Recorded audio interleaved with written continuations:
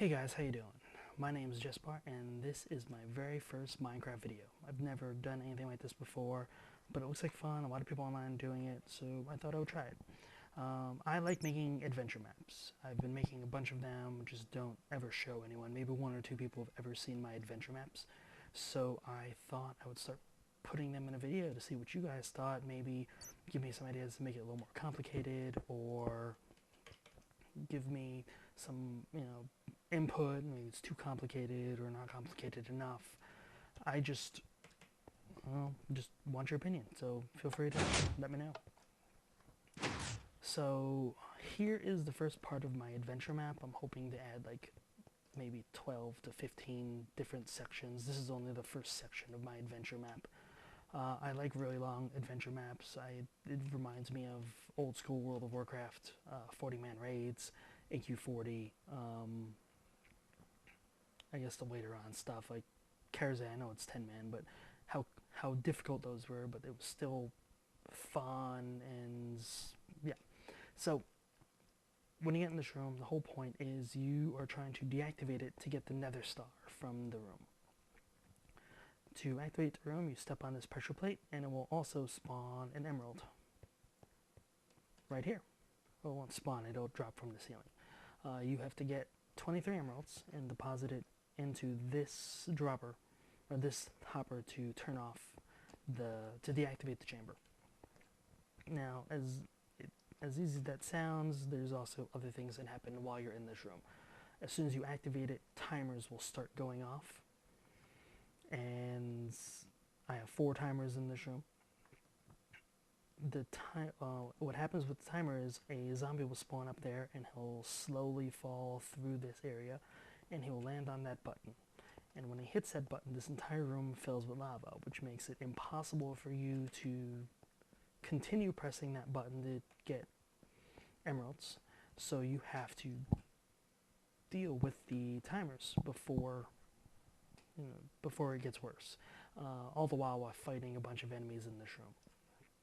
So, and the way you stop the timers from going off is when the zombie is about here, you step on the pressure plate and lava will kill him. Now, I also figured out 2 different ways to get to each timer. You can simply just, walk to it. I have a simple path with stairs, or a ladder to get to it, and you just walk, press the button, and there you go. But let's say you're running short on time and the blue timer's about to run out, you can parkour and hit this button. Every timer has a way to get there via parkour, and there's my fail parkour skills. Let's see if I can do this again. Yeah.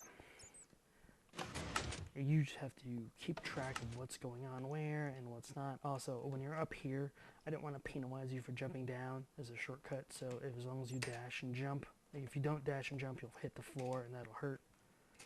But if you dash and jump, you'll hit the water, so you won't take any damage. So feel free to jump from up there. Whoa, what is that? I normally have my sound off so I don't hear these noises. So, yeah, so let's start running the room so you can see what happens when you get started. So to start it, you step on this, and it will start the whole event. You'll see an emerald to drop from the ceiling, and the room will start filling up with zombies and creepers and other things like that. What I also have is there are skeletons right there, and if you don't take them out, it will make it very, very difficult for you to parkour around, because they will snipe you and knock you off. What I also have is on the timers, every so often a creeper will spawn, so if you just kind of camp a timer, you'll probably die pretty fast. Oh wait, this guy's about to go. So yeah, there's an example of me turning off this timer. Is there another one going off? Let me see. No. Alright, I'm gonna let the next one run out of time. And the timer should be going off any second now. Pick up that emerald. That's weird, it didn't go off. It'll go off next time I hit this button. Every time you hit this button, you trigger a chance to spawn the timer event, the timer randomness. So I'm gonna step on this now, and it should definitely go off this time. Yeah, and the timer's going on, and the red timer has started. Now I'm gonna let that one run out so you can see what happens when you don't take care of these timers. There's a chance all 4 can go off, so I don't think it'll be possible for one person to finish this map. However, I've been proven wrong with a bunch of stuff before, so don't quote me on that. I'm almost positive 2 people, if they're very fast and know what they're doing, can do this map. Also, if they're pretty good at just fighting and also the PvE in this game. And I'm going to speed up time just so we don't have to wait for him to hit the button. And he dies, and the room starts filling with zombies, with lava.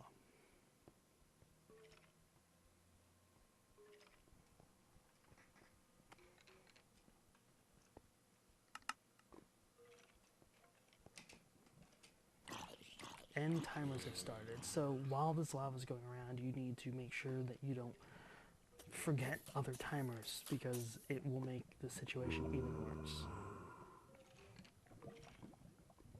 You notice the lava can also help you, so it's not always a burden, but it does make things very difficult. And the longer you take to press this button, the more time it's going to take you to finish this map. So what you want to do is make sure it's at every point in time the light turns on, you're there to step on it. And of course it's acting up now that I'm doing a video. So yeah, and then once you drop 23 of these in, I'll also tell you whenever you deposit an emerald. I'm just gonna cheat and stop them all in there. And yes, the zombies can press the buttons for you.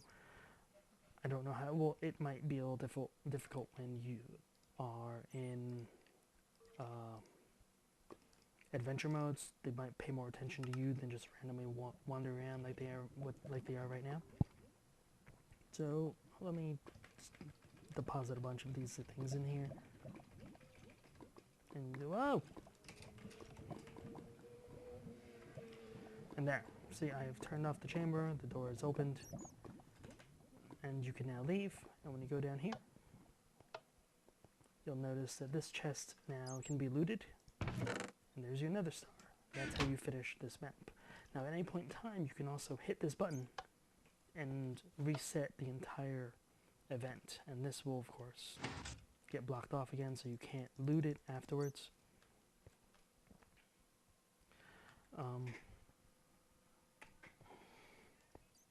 So if you go back up here, you'll see everything reset. All the monsters are gone. You have to wait a couple seconds for the chamber to reset after you hit that button, and then you can start the whole event all over again. It'll also wipe your inventory of all emeralds, so you can't just cheat and get a few. I mean, there's ways of cheating, but I tried to make it a little more difficult, so you can't just zerg it, like zerg rush this. Also, here's another thing. Once the event starts, let's say you die. So I'm gonna die right now. And respawn. I'm gonna go back. Oh wait, you can't. Once you die, you must wait for the event to end, or all the players to die, before you can enter the room again. So once everyone's dead, you hit this button. It resets the entire event again, and you can do it. So that's the problem I've seen with Minecraft maps, is you zerg rush everything. You die, you just run back in there, so there's no real way to lose. It just feels like it's a guaranteed progression. And I just thought I'd change that up so it'd be a little more of a challenge, so you can't just, it requires a little more skill to finish. So yeah, that's the first part of my adventure map, and let me know what you guys think, and if you want to see more or how I do all the red redstone, let me know. It's a little sloppy, so I'll need some time to explain that. But yeah, so I'll see you guys around. Bye.